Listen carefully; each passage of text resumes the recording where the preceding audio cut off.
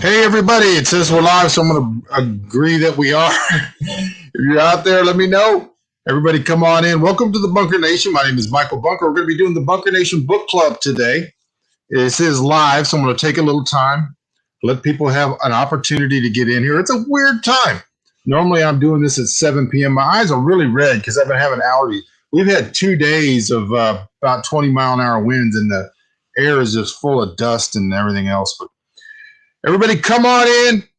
I'm going to talk to you about this stuff, and then you guys push on into the comment section. Say hi. Let me know you're here. Give me an audio video check. Once somebody tells me that the audio and the video is okay, then we'll be gold and we'll get going. So I'm going to wait for that. In the meantime, I've got a couple of beverages. I've got some Bunker Nation coffee I'm sipping on out of my sidecar, my wife's sidecar cup that I got from Nick Cole when I was in Hollywood. As soon as somebody tells me the audio video is okay, we'll get moving. Today is going to be a Bunker Nation Book Club broadcast, episode 2 of A Gentleman in Moscow by Amor Towles. All right. Sounds like we got good audio and video. We'll do the box thing and then we'll get moving.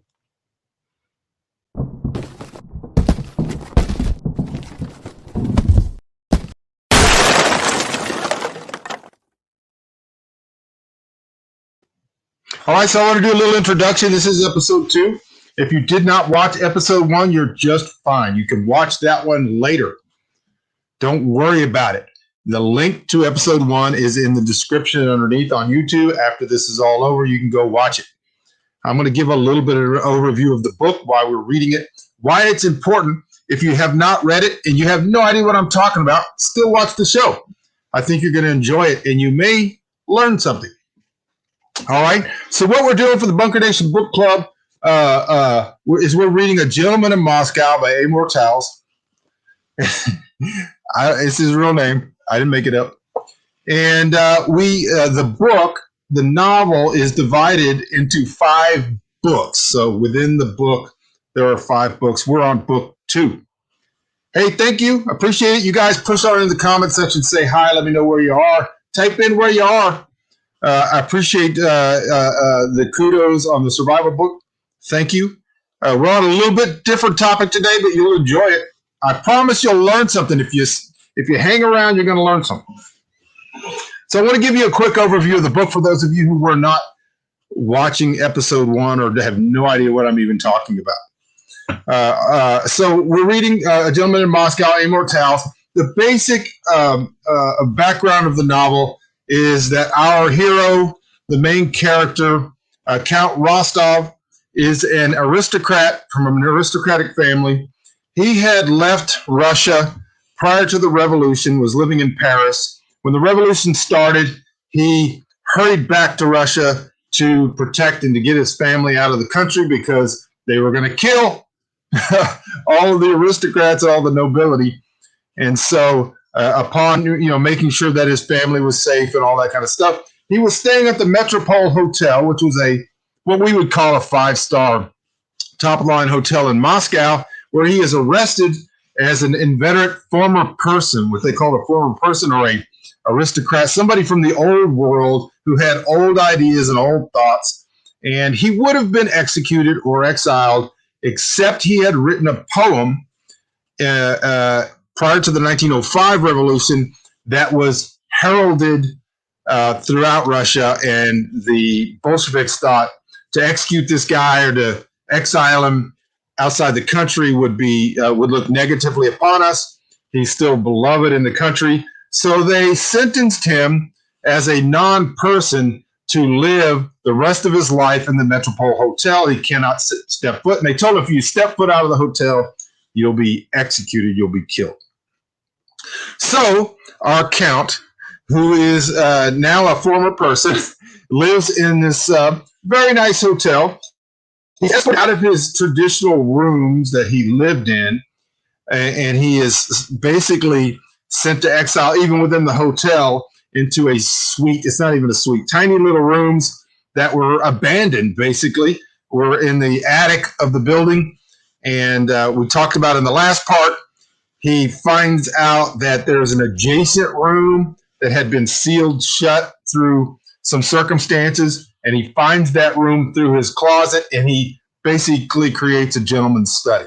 The book is basically the story of Count Rostov, his relationships with all of the people at the Metropole, and his observations of Russia going through this massive change, moving from aristocracy into Soviet communism in the 1920s. The book begins in 1921.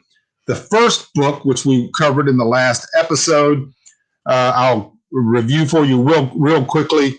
We meet many of the main characters of the book, including young Nina, who at the time, I think at the beginning of the book, is about 9 years old.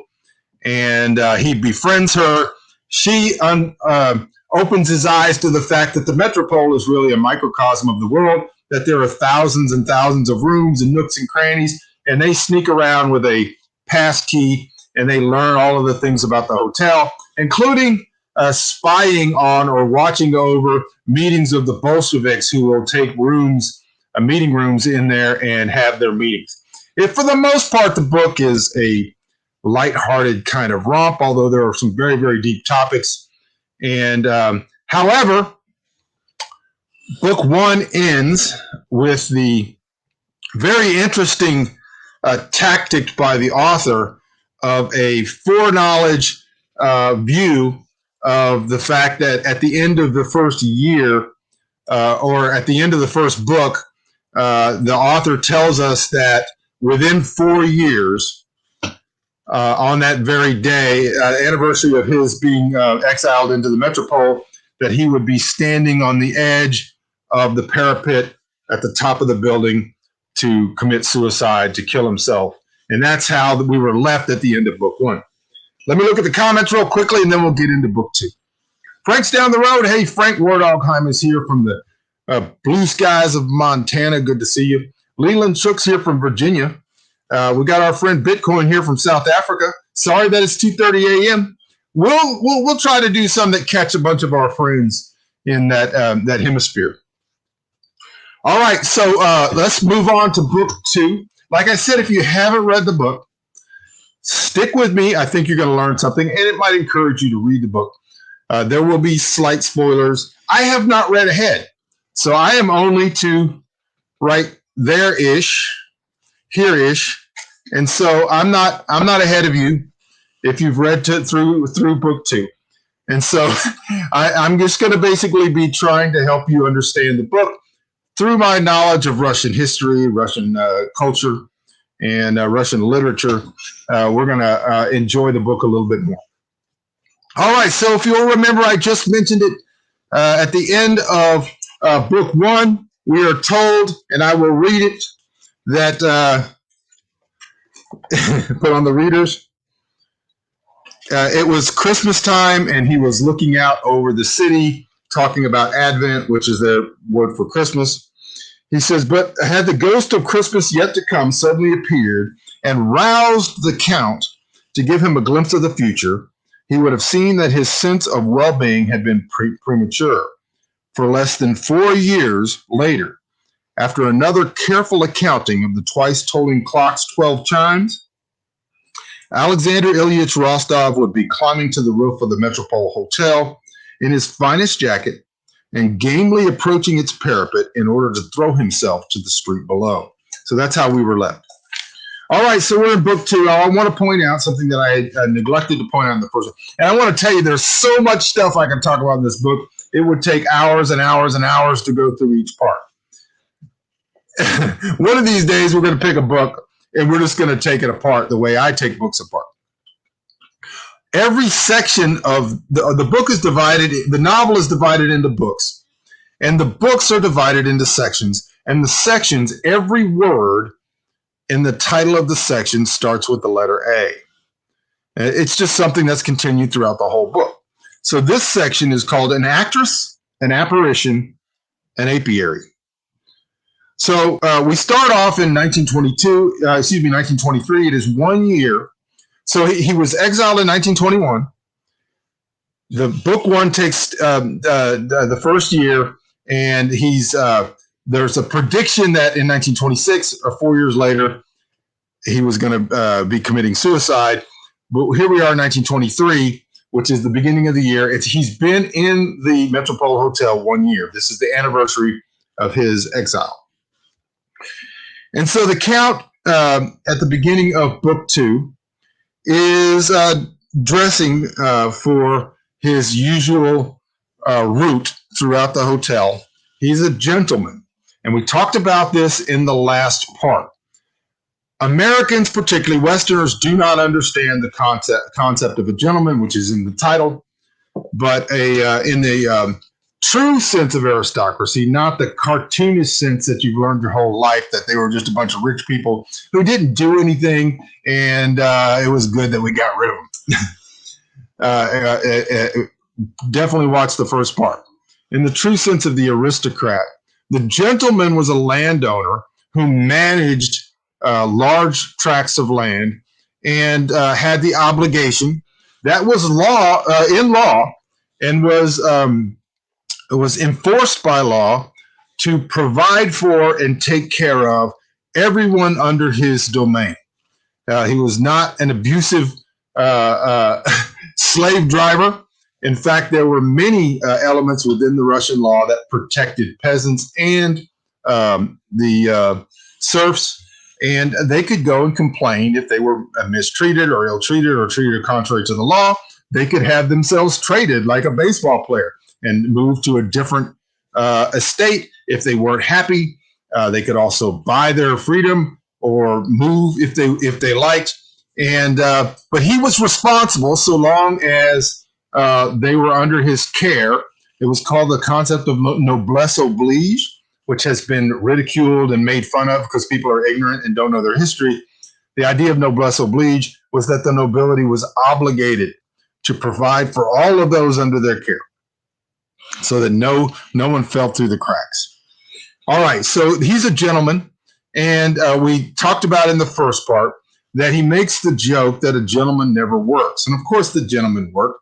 Well, what that meant is that the gentleman was a man who was able to focus on the elements of society that were necessary for its adhesion, for it to stay together, for civilization to be able to hold together and grow. And so a gentleman was a person of class and distinction, in that he studied literature, art, music, these type of things, and became adept at them because these things were signatures of the civilization, and they actually held the civilization together. So he dresses to go to eat. He dresses properly to sit down and have coffee. He's not running about with his hoodie and his speed cups, because he's running around all the time. And because he's actually in the metropole, he has the time and the leisure to be able to sit down and study things. The point here is that the author has cleverly and wisely created the metropole as a microcosm of Russia. It represents Russia. And it is at the beginning, a glorious place that has 1,000 years of history. The hotel does it, the country does. And everything is in its place. The people that work there have worked there for decades or longer, are very experts at their jobs. There is a sense of class and style and wonderful the illustrations of how people would stay in their jobs for dozens and dozens and dozens of years. They were happy, and they were perfect experts at whatever it was. So if you were the maitre d', you knew exactly how to run a meal properly, which is all examined in the book. All right, so it's the anniversary of him going into exile, and he is deciding whether he's going to celebrate the anniversary, which would be kind of a thumb in the eye of the Bolsheviks, or whether he shouldn't. He decides that he is going to somewhat celebrate the anniversary, and he dresses and goes down to eat. When he's in the lobby, we meet another main character. He sees a woman enter. She's a wispy woman, well-dressed, who has a couple of dogs. I think they're called Bolshois or something like that, who are out of her control. They're out of control, and they're making a scene in the lobby, and they break away from her because they're chasing a cat. The cat, interestingly enough, is named Kutuzov, who is one of the generals that fought off Napoleon. And so there's a lot of parallels here between the cat and Napoleon, and that are used in the story in an amusing way. The dogs break loose and are going crazy, and the count, because he's a gentleman, he understands animals, he understands proper management of things, he whistles, and the dogs stop their pursuit and destruction of the lobby, and they come and sit at his feet. This introduces him to Anna, who is an actress of some note, who apparently has been approved by the Bolshevik in the Communist Party. And he meets her, and they have a short exchange where she's making excuses for the dogs, and he tells her that the problem is not with the dogs, the problem is with the owner, and that these dogs would be perfect dogs in the right hands. So she's a little bit flustered, and he goes on to his meal. And that's the introduction of Anna, who will play a part later on in the book. All right. So I don't want to dwell too much in this, but for the most part, what we're seeing in part 2 is the Count as the viewer. He's the audience, and he's watching and noting things that he sees and how they represent Russia as a whole. So at the beginning of the book, we find the Metropole Hotel is a fine, top-level, 5-star. Everything is perfect. Nobody would ever make the wrong recommendation of a wine with a meal. The kitchen is stocked with all of the best foods you could ever imagine. The chef is an expert. The Count shows expertise in tasting a meal, tasting not just what the ingredients are, but where they're from. And so there's a respect between him and the chef and the maitre d' and the head waiter. And at the very in book 1, we meet a waiter who, for some reason, has been brought into the hotel, and he's not qualified for his job. And the Count illustrates this and points out that he's not. And he's called the bishop because he looks like a bishop on a chessboard. He's ignorant. He doesn't know anything about food, but he got his job because he apparently somebody in his family is high up in the party. And so this is the first sign in the Metropole that Bolshevism is going to change the whole world of Russia. We no longer care whether somebody has expertise in their job, whether they pride in their work, whether or not they've established themselves in their industry. The Bolsheviks would move people around. They would arrest entire segments of the population. They arrested all the farmers, sent them all to the gulags or executed them, and then just took city workers who didn't know anything about farming and put them over the farms, and therefore 30 million people starved, which we'll get to later in the book. This is the first sign of this that's represented in the Metropole, is that this bishop is now a waiter in one of the lower end restaurants. And so we're introduced to the restaurant in this chapter. And the Count orders a meal, and he finds out, and he's at the higher end restaurant now. He orders a meal, and he says he orders a specific perfect wine for that meal. The vintage, the year, the everything. And the bishop is his waiter.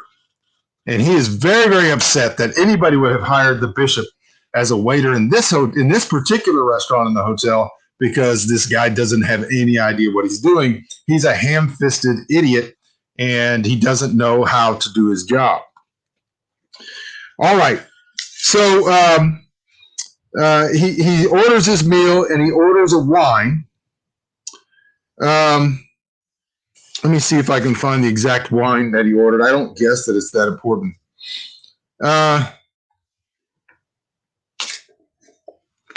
he orders his wine, and he orders the specific wine, and the bishop says, well, will you be having the red or the white? Which would be an absurd statement to somebody who was a gentleman who understood wine and all this. And he's like, well, I told you the specific wine that I want. And he says, well, you need to tell me if it's a red or a white, because that's all we have is red wine and white wine. The count, beside himself, calls for the manager, the restaurant manager, and the maitre d', and he says, what is going on? What's he talking about? And he said that somebody had complained to the Bolsheviks, to the communists, that that there was this fancy wine in this place, and nobody should have fancy wine. And so what they did, and this illustrates the folly of this type of collectivism, is they just said, okay, just rip off all the labels. Just take off all the labels of the wine, and we'll just have red wine and white wine. That way there's nothing's better than anything else, right? All things are not equal, and all wines are not equal. So they went down there, and there was 10,000 cases of wine in this ancient wine cellar, probably worth millions and millions and millions of dollars. And they just ripped off all the labels and put the wines back on the shelf. So now all the labels are on the ground. Nobody knows what wine is white. You just get a red one. You may be drinking a $50,000 bottle of wine with your snack, because according to the Bolsheviks, there's no difference. Everything should be the same. Everything should be the same price, and it's ridiculous and it's stupid, and we laugh at it, but it's what happened. The count is beside himself. He's escorted down by the maitre d' into the wine cellar. He locates where he remembers a particular bottle of wine is, and he takes it, not steals it because he pays for all of his stuff, but because he knows that he's going to want it for a special anniversary. All right, and I may have missed it, but after the issue with the dogs, the count meets up with an old friend named Mishka. Mishka is in town for the inaugural Congress of a writers group that has come to reestablish the greatness of Russian literature, which is the greatest in the world. And the Bolsheviks have just decided, we're just going to create a new literature that everybody's going to love. And basically, it's a literature that is created by committee. So a bunch of people all wearing the same olive drab are going to sit around tables, and they're going to decide what literature is and what you can say and what you can't say and what you should write about and what it all should be. And Mishka, who's a romantic, thinks that this is going to be great because he's completely sold on the Bolshevik idea of equality, and he's a part of this writers' conference. And he goes on and on about how great this is going to be. Meanwhile, our count is happy that his friend is happy. He's happy that he's found something he wants to do, but he knows that you cannot do this with art. Just like wine is art, you can't just take literature and just tell people, here's what you're going to write from now on, because it's going to be great and it's all going to be equal and it's all going to be wonderful. So he has a meal with the Mishka, and Mishka goes on in his orations about how great everything's going to be in poetry and everything else once the Bolsheviks have gotten a hold of it. And I've challenged people before to study Russian literature before the revolution and after, because there isn't really any after that's any good, other than perhaps Solzhenitsyn and a few others. All right, so we'll move on here. Let me see. I don't want to miss anything important. All right, so after his meeting with Mishka, he goes back and he's going through the lobby, and he gets a note from the guy at the front desk, and he says, you have a note for you. And it's a note from Miss Urbanova, who turns out to be Anna, the woman with the dogs, who he had the confrontation with in the beginning of this book of the novel. And the note basically says, please give me a second chance to make a first impression. Meet me in suite 208. So our hero, the Count, with an invitation from a beautiful woman to go to her hotel room, goes and is met there by an older woman who is perhaps the governess or the hostess of Mrs. Urbanova, Anna, and he's brought in to the hotel room, which we don't think about what a hotel room is for you and me. It's not the Motel 6. These are grand suites. And so it's basically an apartment. And she has it set up for dinner. She's ordered food, she's ordered wine, and he comes in and she's prepared this dinner for him, or she's had it brought in. All right. And so they have dinner and they have a bit of a exchange where she comes to understand that he is a gentleman, that he loves art, he has a way with words, he loves these type of things. They talk a little bit more about the dogs, and while they're talking, she gets up and they had some fish that had been delivered, and she expertly fillets the fish in front of him. And he notes that she obviously has the skills of this. And so he inquires about her history. It turns out she is from a village on the Black Sea, and that she was raised by a fisherman, and the fisherman had taught her how to care for fish. They talk about that, and then he reflects on the fact that he's from Rostov, where they grew apples, and he was able to identify all these apples, and he became an expert on apples and that sort of thing. All right. They have this wonderful exchange. It's a nice meal. And after they kind of hit it off, let me see.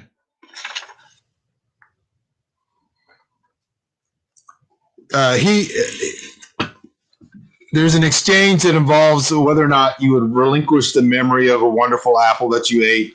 And then she asked if he would relinquish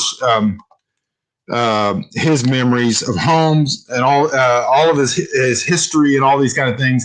And he said he would not want to relinquish his memory of this wonderful night and this meal that he's had with Anna, which flatters her. She then seduces him by walking into the bedroom, disrobing.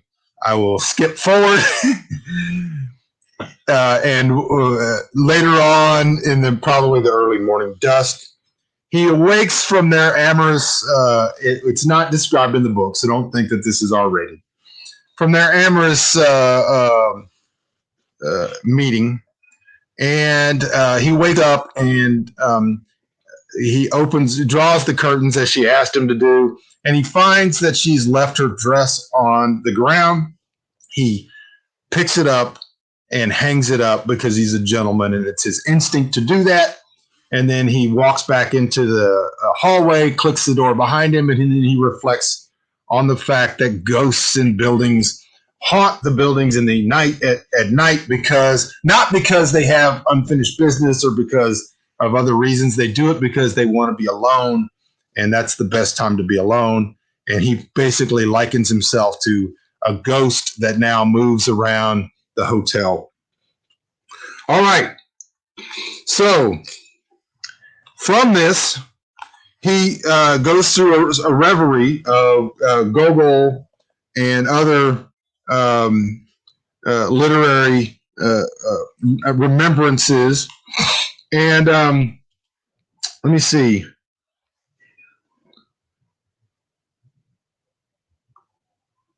All right. So as he's walking back to his suite, now at the beginning of this book, when he realized it was the anniversary, he thought it would be a melancholy, maybe a bad day. He was not truly excited about it and didn't know whether he should celebrate it.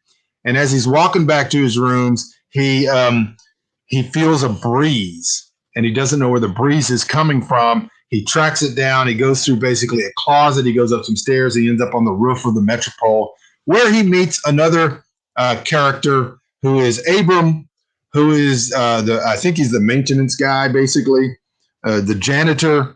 And Abram has set himself up on the roof. He has a coffee set up where he has coffee with a an apiary. He set up bees because he collects honey. So he invites the Count to sit down to coffee. Coffee is a sign of civilization. It's a sign of respect. You wouldn't rush around with it. You wouldn't, like we do, run into a store, grab a cup of coffee on your way to work. Coffee is for sitting down. It's for not being hurried. A gentleman of leisure is not rushed through it. And so he's surprised that this janitor takes this time for coffee, invites the Count, and has some bread, which is a black bread, which is delicious. And they put some honey on it from the bees, and they begin to talk about where the honey came from. Again, we're reminded that the purpose of the book is for us to meet all of these characters of aristocratic Russia who are represented in the metropole, who are experts in what they do. That is their life. It's not an occupation. And so the Count is able to learn from him that of late the bees have been collecting their honey from cherry blossoms around the Bolshoi and all of that. And then they begin talking about apples and the fact that they're both from Rostov, where he had talked about the apples came from. And they ask whether or not the bees could ever travel far enough, which would be like probably 100 miles or more, to get honey from the apple blossoms of Rostov. And then I think the Abram, the janitor, says, I had heard that they will cross the entire ocean for a flower.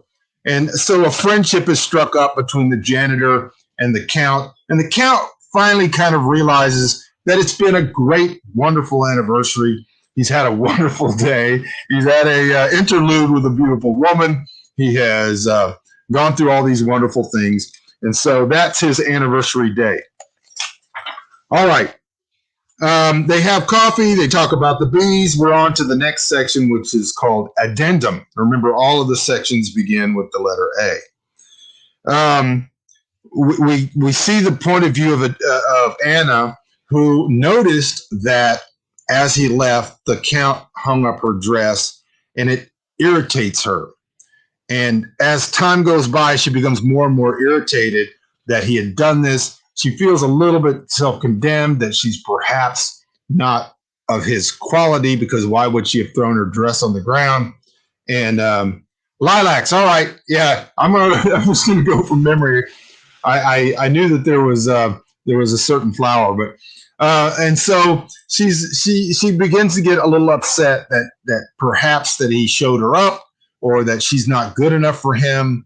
And so this thing just kind of, whereas we would think that the Count, who made the walk of shame and after midnight, after being told to pull the drapes on his way out, or to draw the curtains on his way out, we realize that he actually had a wonderful day and a wonderful time, and she's actually feeling a little upset about the thing because he picked up her dress and hung it up. All right. So we're told in the story that she, in order to revolt against this aristocrat who took the time to hang up her dress, she begins to throw her dresses and her clothes on the ground all the time, just as a sign of resistance against the aristocracy. And she gets to the point where at one point she finally takes all of her dresses out of the closet and throws them out the window onto the ground below. But we find out at the end that she actually got up in the night and went down and gathered all of her clothes. So she knows she's wrong. She knows that she shouldn't be upset. And it's totally pride that's bothered her. And she's a little bit upset that perhaps she doesn't have the character or the qualities. And this is a sign of, in the beginnings of this time of Bolshevism, that there are people who operate a lot out of jealousy and those type of things, because they know they don't know as much. They're not as trained in things, and they feel inferior, and so they act out because of their feeling of inferiority. All right, the next section, we're into 1924, so it's 2 years into this book. 2 years since the prince has been in exile, and again, it's the anniversary of the day of his exile. We start off with the author telling us that many people have had dreams of invisibility. It's a staple of literature that people would think about all the advantages and all the benefits of being invisible. If you could turn yourself invisible, would you rob a bank? Would you knock somebody's hat off? Would you? All of these things. But he said what we never really consider is the fact that invisibility is also a curse. We then move into the head of our host, Count Rostov, who believes that Anna and their interlude cursed him to become increasingly invisible. He's not totally invisible, but as time goes by, he begins to feel himself being more and more invisible. He notes that people who normally would see him coming a long way away don't recognize him or don't see him and don't greet him until he's right in front of them. And he selectively notes people who say, "Oh, I didn't see you standing there," and that sort of thing. This is a common thing where people causation and correlation and all that, where they begin to correlate things that are not really that are more random, and it's meant to represent the fact that the old guard, the old thinkers, the people who were the aristocracy before the revolution, begin to realize that their country is going away, that it's not what it used to be. The glory days of the majesty of the Russian Empire are gone, and they don't see themselves being noticed anymore. There's a whole new generation of people who don't care about character. They don't care about quality. They don't care about being good at your job. They don't care about any of the things that the old guard cared about that thought were important. It used to be quite important what spoon you used at a meal. It used to be quite important whether or not you addressed somebody properly, whether you were respectful to your elders, whether you treated your mother properly, how you acted in certain cases. There were social penalties for bad behavior, as we find in Anna Karenina. And the people who believe that start to feel more invisible as they start moving into a new era where the new generations don't care about any of that stuff. All they care about is their own ideas and what they want to do with the world and how they're going to reshape it in their own image, and they don't care anymore about the old guard. So he begins to feel like he is becoming more and more invisible, and he represents the aristocracy as we know. So he goes down and he meets the maitre d' or the host, and he asks where Nina is. The Vasily, who's the host, always knows where everybody is. Everybody that you could possibly inquire about, he knows where they are. And he says she is in the game room, I believe, the card room. And so he goes and finds her, expects her to be spying, because he's still in his mind, she's still a 9-year-old girl. This is 2 years later. She's 11 now. And he expects her to be spying on the old ladies playing cards or something like that. But she's actually there at a desk doing math. So she's engaged in the idea of finding all of the prime numbers. And so then they have a discussion about that, and he helps her to understand some of the tricks of finding all the prime numbers. And as he helps her, he comes to realize that she's in school, that she no longer has the likes and the things that she used to. She's growing up, right? And so she's not his play friend anymore, that they're sneaking around the hotel and spying and going through people's apartments and stuff like that and finding out about people and watching people and having fun. Like I said, he feels like he's no longer important. He's no longer critical to the operation of the country or of the metropole. And this is just another sign that Nina is growing up. Good evening, everybody. Glad to see you. Glad you could be here. And so he's supposed to meet Mishka, his friend, in the lobby. He sits down to read a newspaper, and it's Pravda.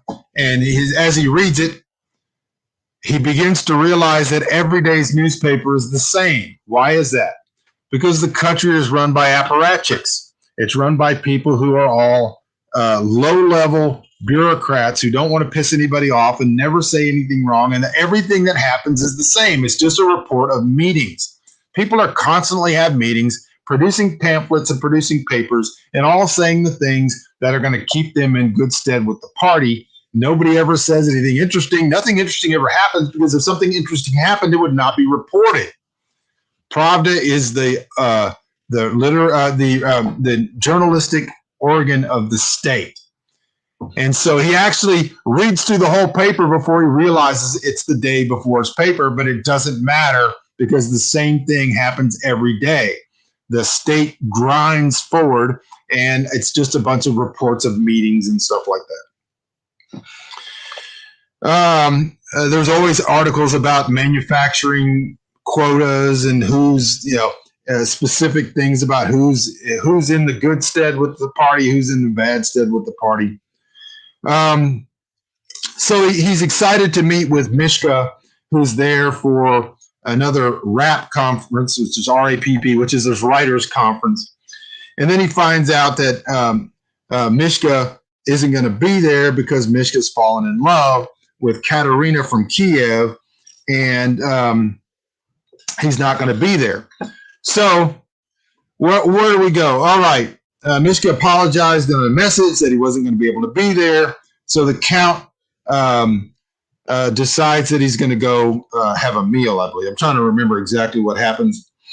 Yeah, he's going to have a meal for one. He goes to the restaurant, and he's in the bar, I believe, the restaurant bar. And there he runs across he goes to the restaurant. It's the high level. I'm trying to remember everything that happened. He goes to the high level restaurant, and he sees that there is a bunch of the party people are there from the Communist Party, and that there's a disaster that's going to happen because two of the men don't get along and had come to blows recently, and yet this idiot, the bishop, had planned on seating them next to each other.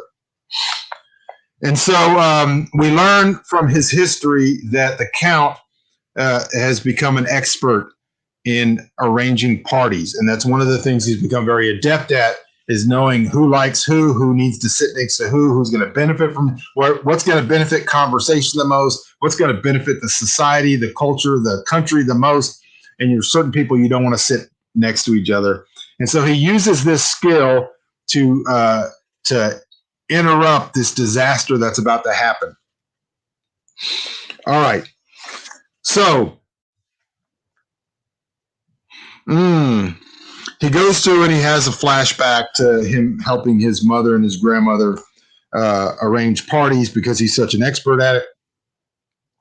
He goes and finally gets to his table. He orders champagne, and he's watching this couple who have sat down, and they are ordering a meal. He notices that the man is very, very nervous and is trying to put on a good appearance, but doesn't really know what to order.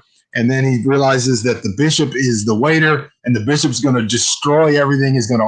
Everything's going to be wrong and stupid. So he intervenes and helps this couple order correctly, and helps the man come across looking well, and helps them order the right wine.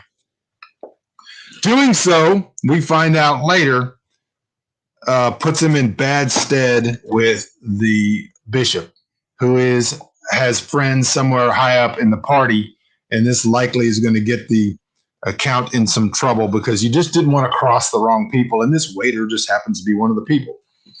All right.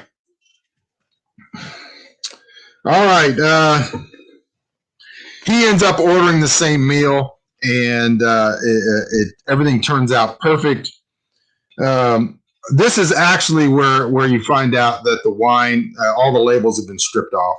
He ends up going down to the wine cellar and finding this out, and he ends up getting his own bottle of wine that he's going to save for later. All right. So in this issue with the wine, which is important, it's an important representation of what's going on in the country and what's going on in your country, by the way, as well. The author tells us the wine that they've stripped all the labels off because to them it's all equal. All people are equal. There are none that are better than others. There's none that are smarter than others. There's none that have better qualities than others. This is all false, but this is what the Bolsheviks believe. The author tells us, and I'm going to read from it here, whichever wine was within the bottle, it was decidedly not identical to its neighbors. On the contrary, the contents of the bottle in his hand was the product of a history as unique and complex as that of a nation or a man. In its color, aroma, and taste, it would certainly express the idiosyncratic geology and prevailing climate of its home terrain. But in addition, it would express all the natural phenomena of its vintage.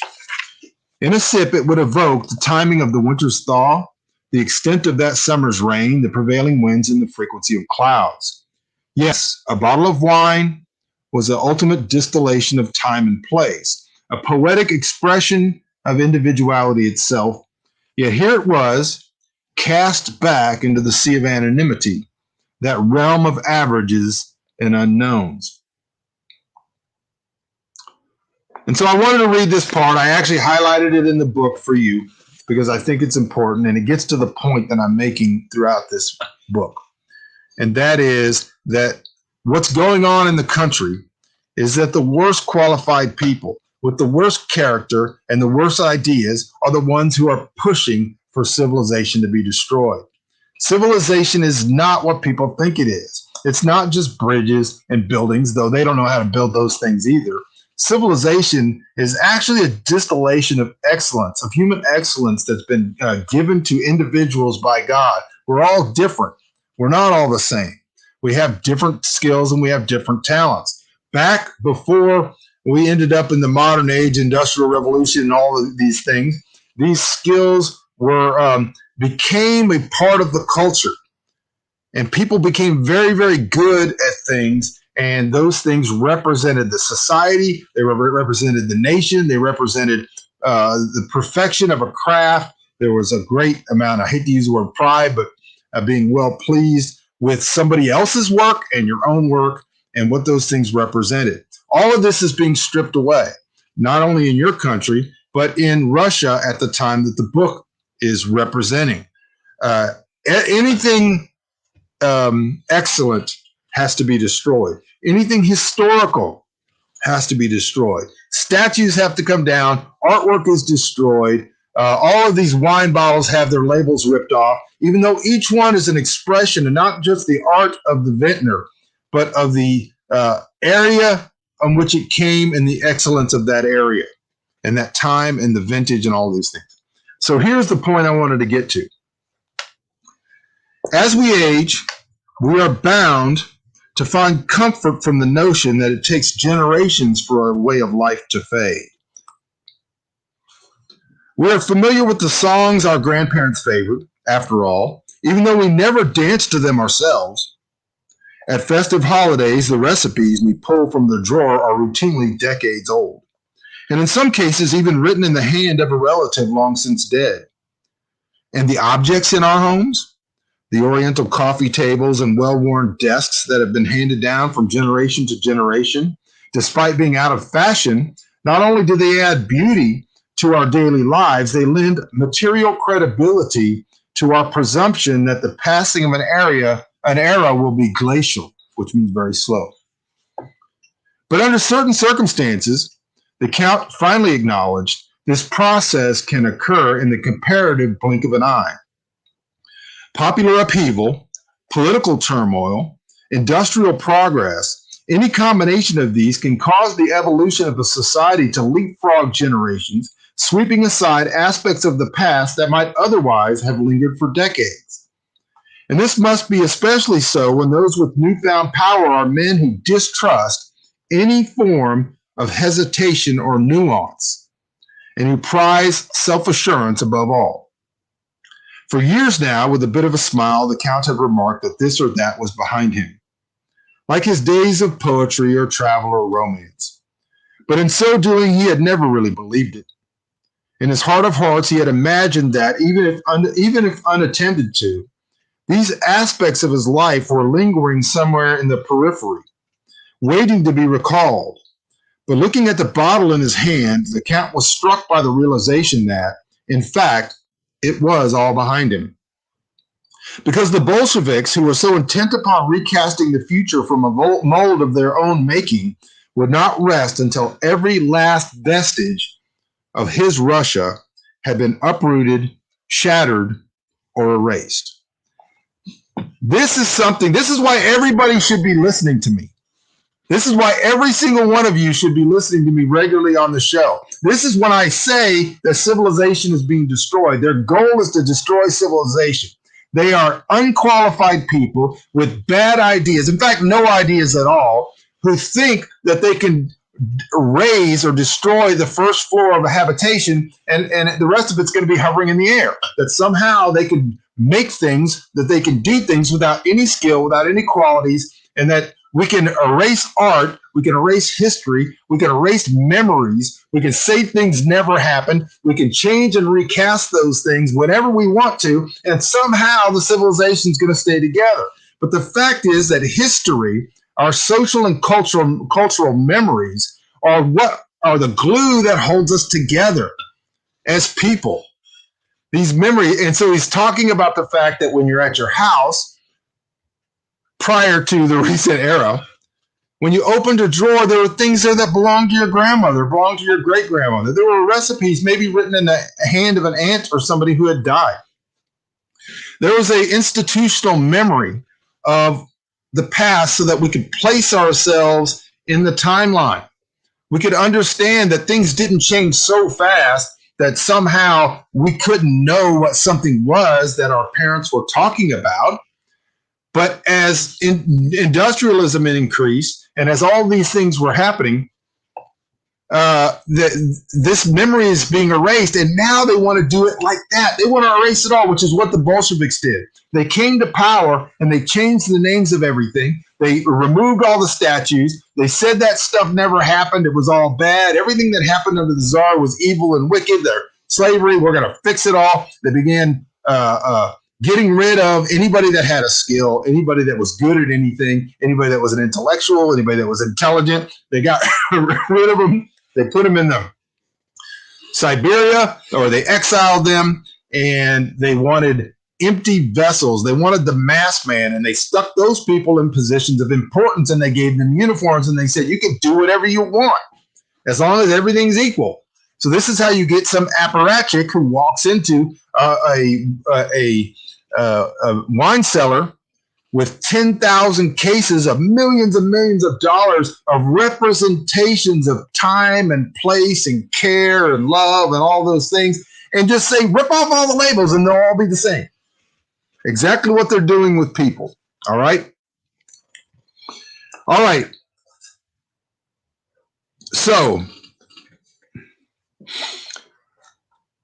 and we see at the end of this section, another flash forward. He's looking at the bottle of wine, and the author tells us on the 22nd of June, which is another anniversary, 1926, 2 years hence, the 10th anniversary of his sister Helen's death, Count Alexander Ilyich Rostov would drink to his sister's memory, then he would shed his mortal coil, and once and for all, in other words, he would die. All right, so now we're in 1926. This, I believe, is the last section of book 2. So we're moving, steamrolling towards an end of this particular episode. This is a longer section, but it is the end of book 2. So stay tuned. All right.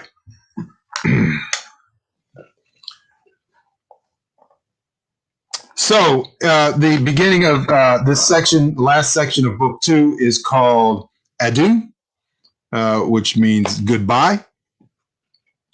It is 1926, and we've just been told that this is going to be the year when our Count is going to commit suicide. The author tells us that for Russians, there needed to be a philosophical grounding for any man, for any nation, for any culture, something in common, and for generations, for Russians, it was the church, the Russian Orthodox Church.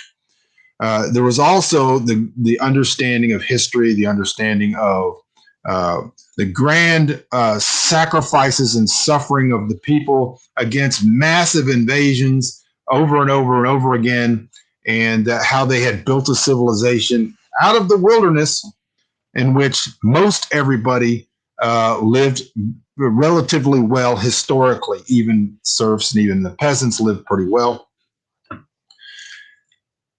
For the Count, he says that his grounding of philosophy was not the church per se, but was in an understanding of time. And this is going to get very, very interesting. Please hang with me because I think you're going to learn something from it. I'm going to pause here, put a bookmark in, because I want to tell you a lot of this book echoes purposely War and Peace. And we've talked that before, War and Peace. I just invite you to read the book sometime in your life. There's a link in the description below to the Constance Garnett translation, which I highly recommend. Don't worry about that right now. But there's Constance. So Kutuzov the cat is named Kutuzov after the general who was standing against Napoleon's invasion of Russia. And so what we're talking about is the fact that there has to be a philosophical underpinning. Well, Tolstoy, if you read War and Peace, I encourage you to, but even if you don't, buy the book. The last 50 pages or so is an epilogue. It's not part of the novel. The novel's finished. The fiction is over with. The author himself, Tolstoy, then begins to tell you his philosophy of free will and the movement of peoples in time and history, and how it seems to us as we pass linearly through time that things kind of seem to happen randomly, that people make decisions, and those things certainly affect other things, but that if you actually were able to pan back and look at time more objectively, you would understand that there is no individual reason for a lot of things that happen. And if you examine it in a fractal way down to the details of an individual activity or something happening, what eventually came from it, it cannot be easily tracked. And so, for example, why is it that 500,000 men, Frenchmen, most of them poor, most of them had never had anything, most of them didn't know where Russia was or care anything about it, why would they march the entire length of Europe and attack Russia in the winter, and all of them pretty much die just because one guy told them to? And the fact is, Tolstoy believes that there are inexorable movements in history that God ordains, that God directs. Like he put a hook in the jaw of the Assyrians to come against Israel, or the Babylonians, and he moves pieces around the chessboard to accomplish his will. It's beyond our comprehension, but if we examine it, we can see that it's true. So if we took every one of those 500,000 men who were in Napoleon's army, you could not come up with a reasonable reason that even 20,000 of them could have said, no, we're not going to go. And they could have stopped it all, but they all went. And there was an inexorable pull to that because history required it. All right. Our author here, Amor Towles, is referring to this in this section where he's talking about his philosophy of time. His philosophy of time is that every event is made up of little things that could have gone to the left or the right. This is not random chance, but that the events that you're seeing portrayed or that are all caused by causes down the road, of which sometimes we have no control. Sometimes things could have gone one way, but they didn't. And so he begins to see light through this series of events that changed minutely. So the clouds in the sky, something happened. And so he tells the story of how he met the love of his life, and not in a sexual way, but his greatest friend, his greatest ally was his sister, Helen. or Helena. And he tells the story of how he was at a party. I'm going to get some of it wrong. I don't have the book open. I'm going from memory. He was at a party, and there was, on the way to the party, he was almost run off the road and almost killed by a soldier who was rushing to the party, didn't care. He was an a-hole and nearly killed him. He gets to the party. The officer is there, and the officer clearly is more qualified to win the heart of the princess that's there. He's seated next to her. He's praising her. He's doing all the right things. He's charming. And the count says, I really don't have a chance here because of the fact that this guy has all the cards in his deck.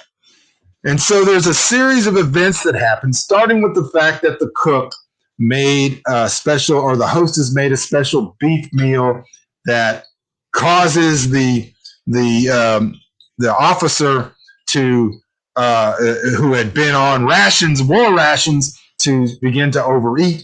As he overeats, he begins to overdrink. He ends up going outside and making a fool out of himself. And while all that's going on, the count hooks up with the princess. He's a perfect gentleman, and they dance the night away, and it's a wonderful night. And we find out later that the officer took this very, very personally. But according to the count, this was something that was, it was just an illustration that God's hand in things was a lot more active. All right. So we find this is the reverie at the beginning of Adu 1926. And so he tells this story. It's very well told about all of the events that happened at this party, all the minuscule things, the weather changes, the fact that it was rainy, the fact that all these things happened that ended up with him being with the princess instead of the officer. After this, he tells the story. He goes down and he's looking for Nina again. This is 2 more years later, so we're in 1926.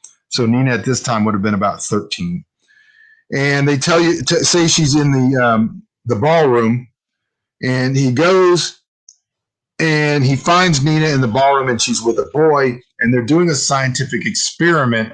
And the scientific experiment is to test Galileo's theory about how the speed at which things drop. And so they're dropping things off the balcony in the ballroom, a kopeck and a pineapple and different things, and timing how long it takes them to hit. And again, he has a discussion with Nina about Newton's calculations and why it's important for her to test those things and not just trust whatever scientists tell you, that it's good that she's testing these things. He encourages her in her schoolwork. But again, he realizes that Nina's growing older. She's got other interests. She's going to be moving out of the hotel with her father, who's moved up in the party. So they're getting a nice apartment. And he realizes everything in his life is changing. And so we have a bit of reverie where he goes through and he tells us all of the things in his life that are no longer valuable to him, that are beginning to lose their luster and those things. It is important, and it is a bit of foreshadowing that the Nina is measuring the speed at which things drop from a great height. All right, and we'll get to that. All right. Now we find our count sitting at the restaurant in the Boyarsky, and he has an empty plate and a nearly empty bottle of white on the table, and he is going through and in his memory, a flashback, all of the things that he's done for the day. And basically what we find out is he's preparing himself. This is the day he's going to die. And so he's prepared himself. He's got his gold coin that's going to be for his burial. He has left instructions, and he has paid off all of his bills all around Moscow to everyone that provides things for him. And he has the hidden gold, you remember, that he uses to pay everybody off. He's written a letter to Mishka saying goodbye. He's gotten out his smoking jacket. He's done all of these preparations for his suicide. And then he, in his mind, he goes through the reverie of understanding that he's leaving the world, but the world has left him already, that the world's going to carry on without him. He looks out on the streets and he sees that Moscow is not the Moscow he once knew. Everything has been changed. All the beautiful murals and everything inside the Bolshoi have all been painted white by the Bolsheviks who don't believe in beauty and don't believe in art and that sort of thing. And they've renamed all the streets and all of these things. The staffing trend, bringing in the bishop, which was a completely horrible experience for the Count, has continued. Now more and more people are filling jobs at the Metropole who are not qualified for their jobs, who are not trained. No one really seems to care. Things are starting to go downhill at the hotel. Nina, again, is going to be leaving because her father's a party official. Mishka's fallen in love and moved to Kiev. One of the few joys of his life, the Count still has coffee with Abram on the roof, which is his one really respite as a gentleman with another gentleman who have the time to repose and to think about things. And so, Abram has grown old, is soon to be retiring and leaving the hotel.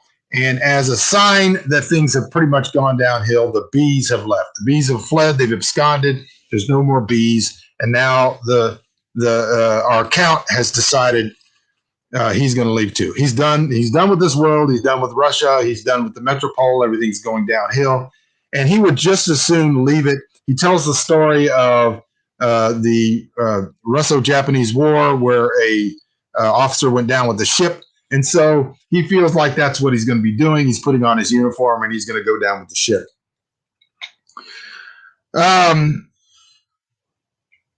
He said he had committed himself to mastering his circumstances, but he's come to learn that he has no control over the circumstances, that the country is getting worse and worse. He doesn't like the way that it's heading. And he goes and has he's got his bottle of wine that he's going to drink for his sister Helen that he got out of the wine cellar before, but he goes to the Boyarsky to have another drink, and he's sitting there with his last snifter of brandy, and then an event happens. And remember, he says, things happen. You can't always control why they happen. He overhears a conversation between a German and a Brit who are visitors who are drinking at the bar. The German makes the boast that the Russians have never had anything great in culture, never offered anything to the world by the way of culture except for vodka. And he would buy a drink for anyone who could prove or could name three things that the that the Russians have ever offered to the world of culture and art and that kind of thing. All right.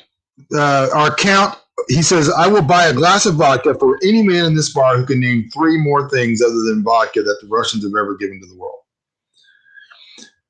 The Count overhears this and he says, okay, I will. And he's very erudite. He speaks very, very well. And he says, I will take you on your bet. And with this one exception, what will happen is for every one that I can name that you agree with, the three of us, the Brit, the Russian, and the German, will all have to drink a whole glass of vodka. All right. So the man is going to beg off and he's going to back out of the bet, but he turns around and the bartender, anticipating this, has already gotten three glasses out and gotten out a bottle of vodka. As he walked up before this happened, knowing what he was going to do, the Count wrote down a note and handed it to the bartender with his payment. And so he's now sitting here. He takes the bet. The bartender's already beginning to fill the three glasses of vodka. They each have to drink a full glass for everyone that he gets right. So he tells the German, I will take your bet on this condition that we each drink a whole glass of vodka together. The German says, okay. And so he says, what is number one? What is the thing that the Russians have offered to culture, to the world? And the Count says, Chekhov and Tolstoy. The German is about to protest and say every country has literary greats. The Count stops him. He goes, I know what you're going to say. I know what you're going to say, that every nation has its pantheon of great poets and artists. However, with Chekhov and Tolstoy, we Russians have set the bronze bookends on the mantelpiece of narrative. And this is absolutely true and accepted by anybody who knows what they're talking about. Henceforth, from this point on, writers of fiction forever will hail, wheresoever they hail, will place themselves on the continuum that begins with Chekhov, which is short works of poetry and short literature, and Tolstoy, which is the great epic narrative. Can you conceive of a greater work than War and Peace? One that moves so deftly from the parlor to the battlefield and back again, and so fully investigates how the individual is shaped by history, which is the meta thing that we're talking about, in history by the individual. And so he said, in the generations to come, no matter what country they hail in, people will measure literature between Chekhov and Tolstoy. All right. The Brit goes, yep, he got you on that one. The Brit starts slamming his vodka. He's not even going to argue about it. And so the German, with a grumble, takes his glass of vodka and drinks it. So what is number 2, says the Brit. And he says, the Count says, Act 1, Scene 1 of the Nutcracker. The German protests, he guffaws, and he says, Tchaikovsky. And he says, the Count says, you laugh, but there would be no Christmas, there would be no Advent, there would be no understanding in the minds of anybody around the world of what this all meant and all these things if there wasn't the first scene of the first act of Tchaikovsky. And he goes on to that. He says, you still think of it when you think of Christmas, you still hear the music. And so the German tries one last ploy, and he says, yes, but it was written by a Prussian. The book was written by a Prussian, or the play was. And he says, yes, but it would have remained in Prussia if it wasn't for Tchaikovsky. The German has to admit that he's right, and the Brit does, and so they all drink their whole glass of vodka. All right. So then we come down to the third one. In lieu of an explanation, the third is delivered by the bartender or the waiter, who has taken the note that the Count gave him and gone and got, let me read it here, a platter with a dome on it, revealing a generous serving of caviar, accompanied by blini and sour cream. Even the German could not help but smile, his appetite getting the better of his prejudices. So caviar is the number 3. All right, and so our author tells us that everybody cannot handle alcohol the same, and that the Brit and the Russian seem to be doing fine, but the German now is drunk and eats his caviar and goes and lays down at the end of the bar and basically passes out and goes to sleep. So the Brit and the Russian, Rostov, are sitting around talking. The Brit says, how did you do this? How did you get him to deliver the caviar? We never saw you leave the room. And he says, a magician never reveals his sources. All right.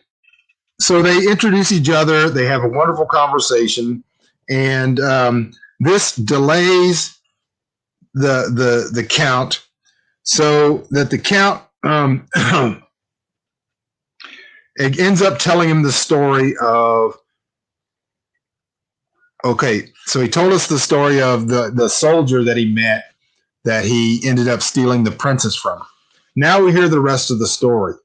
He gets home to his family's estate, and he finds out this soldier, in an act of revenge, had moved to the area and had courted his sister while he was gone, and that she had fallen in love with him, and that he was romancing her. He was acting as if they were going to get married, and our hero Rostov can't stop it. He knows he can't say anything. He would have to admit his own fault in causing it all. So he sits back and he just figures that something's going to happen before they get married that will stop this from happening, because this guy is an a-hole and he will eventually show his true color. Well, eventually he does. They come home from a party at some point and they catch the soldier has raped the handmaiden of his sister, and he's basically caught in the act. The soldier laughs about it, says, this was my revenge, this is my payback, just accept that we're even now, and slowly goes and strolls to his horse and carriage.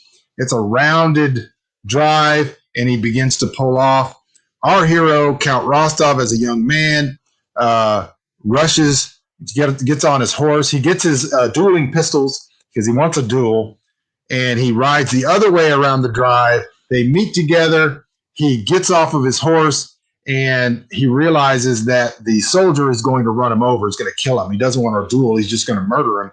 And so he pulls the pistol out. He shoots the soldier. The soldier falls off, and our hero tells the Brit, "So I killed him."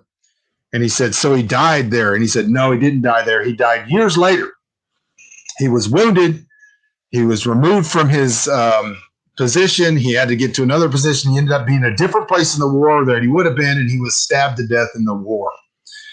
And so the Brit tells him, "Well, you're not responsible for his death. You were protecting the honor of your sister. He was trying to kill you. He didn't die for 15 or 10 years later, or whatever, 5 years later. And so you're not responsible." And he says, "But you don't understand. He broke my sister's heart. Because of all this stuff happened, I was not at her bedside when she died 10 years later, and I was the cause of all of this." So it's the whole idea that all of these things have consequences. Everything is connected, and that because of his rash act in acting to steal the princess from the soldier, he had eventually killed a man and causes his sister to die alone. This story is critical to our understanding of where his mindset is, his understanding of events, everything, the interconnectedness of all things. If you happen to be a Dirk Gently fan, that all things, like Tolstoy says, are connected. Everything is being brought about according to a purpose, and he starts to, in his depression, starts to understand that this is why he wants to take his life. So he goes up to the roof. He goes through his ceremony of making sure he's dressed properly, making sure everything's right. He makes sure that he's paid everybody off. He's done everything he wants to do. And he talks about the fact of exile, how exile in Russia was designed to crush you. They didn't kill you, and they didn't send you to another country where you would always have fond memories of your country. They exiled you within the country, and they didn't allow you to ever see Moscow again. And so it would kill you from the inside. And so he looks down, and it's not the Moscow that he was ever in love with. He's standing on the parapet. He's going to throw himself down. He sets his glass down, raises the glass, his last drink, to his household at idle hour, and then he sets it down, and he's just about to throw himself. He says, "For God and for my country," or "Goodbye, my country." And just as he's about to throw himself to the ground, and by the way, he actually thinks about the fact that Nina had been measuring the speed of objects dropping and how fast it's going to take him to fall 6 floors and all this kind of stuff. He hears somebody behind him say, "Your Excellency," which they're not supposed to call him anymore in Russia, recognition of his nobility. And he turns around, and it's Abram, his friend, the janitor, who says, come quickly, you have to see this." So he follows Abram, who points out that the bees have returned. They had absconded. They were gone. It was the end of an era. It was the end of his life. And the bees had returned. And Abram says, "You have to taste this honey." And he tastes it. And guess what? It's apples. The bees had flown over 100 miles to Rostov, had dined and gathered their honey from they could taste the Rostov apples that they knew. All right. So he eats the honey. He says, "Nizhny Novgorod." Unmistakably so. The Count and the handyman both looked towards the rift's edge, where the bees, having traveled over 100 miles and applied themselves in willing industry, now wheeled above their hives as pinpoints of blackness, the inverse of stars. Nearly 2 o'clock in the morning, when the Count bids Abraham good night, returns to his bedroom, puts the gold coin that he had put for his burial back into the leg of the chair where it was hidden. And he said it would remain there untouched for 28 more years. All right, so that's the end of book 2. I hope you understand all the parallels, why this book is so important, why you should read it, why it's telling you what's happening in your country. why there are people marching in the streets who want to erase your history, want to tell you things never happened, want to tell you there was never anything good. They don't care about your grandmother. They don't care about your family. They don't care about family ties. They don't care about history. You're all a bunch of racists. Everything has to be destroyed. And these young people who know nothing, who have absolutely no concept or aspect or the ability of ideation, want to run the world exactly like the Bolsheviks did. And that's what's coming out. Appreciate you guys tuning in. This has been book 2 in the novel, A Gentleman in Moscow, episode 2. If you have questions, I've got a few minutes. This has gone a little bit long. If you have questions, I'll give you just a few minutes. And if not, then we'll see you again in episode 3. I'll wait for just a few minutes. I have some wine, not labelless, but I'm not going to share it with you. Wordogheim, correctly, if I can get my mouse to work, says the Khmer Rouge took the same page and destroyed one of the most ancient bastions of Asian culture in less than 10 years, about 3 years. Did not take long. I hope you guys are understanding my point. I hope you're understanding that the whole point of the Bunker Nation is that we think and thrive, that learning how to think is an important thing. Most people don't understand literature. They don't understand why it's important. They don't understand the fact that we're being told exactly what's going to happen to us, and it's happened before. History, it may not repeat itself, but it echoes. All right. I'm not seeing any questions or comments come in. I appreciate you guys tuning in. As always, I love you. I appreciate it. I do this for you. There won't be that many views. Thank you, Wardogheim. There won't be that many views of this video. The last video got like 99, I think. Share it with people. Ask them to watch the first and the second episode. Tell them if they want to know what's happening in their country, they should be watching the Bunker Nation. They should watch these 2 episodes. Lord willing, I'll see you again. If not tomorrow, then maybe the next day. God bless you, and I'll see you when I see you.